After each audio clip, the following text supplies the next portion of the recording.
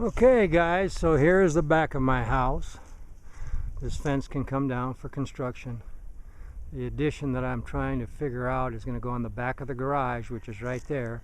It's going to stretch all the way across to the end of the porch almost, and it'll come out almost to this bed. That's where my drain field is, so that's as far as I can go. I have to be 10 feet from that and 5 feet from the septic, which is over here in this flower bed. So when you look at the back of the house, we put 1,000 square feet on there, and somewhere out here we need to put the outside wood heater, and we can put it right over here probably. So my basement will be here, and I'm not going to finish it for now except for insulation. Cement floor, pipes through it to warm it, I think. I'd like to warm the upstairs too. And right here you see this white pipe.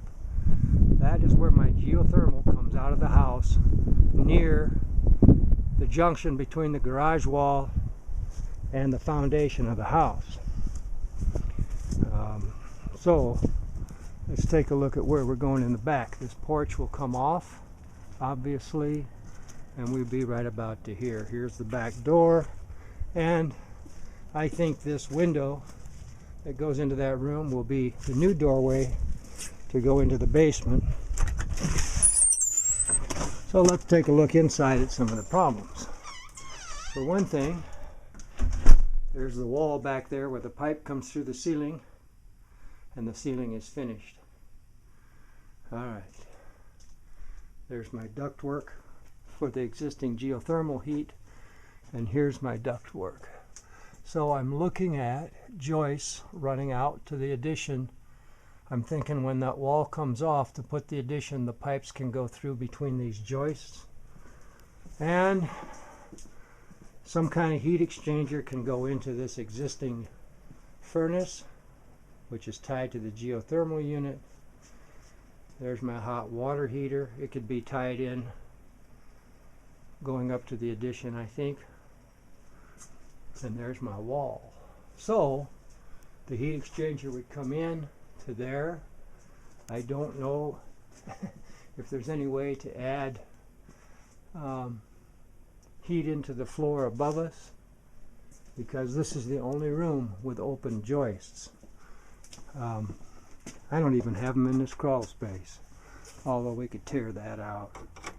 We could tear that out. That ceiling could come out if we wanted to, because this is underneath the living room, the existing living room.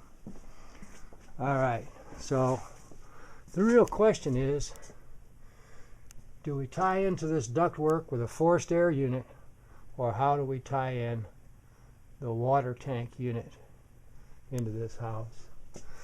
These ducts run through the wall. Let's go around in the basement.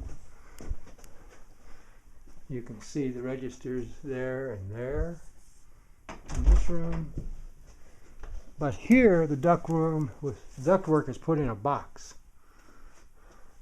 So I presume, at least what I'm thinking is, we put a separate thermostat on the geothermal unit to run the fan only, to circulate the air from the new heat exchanger,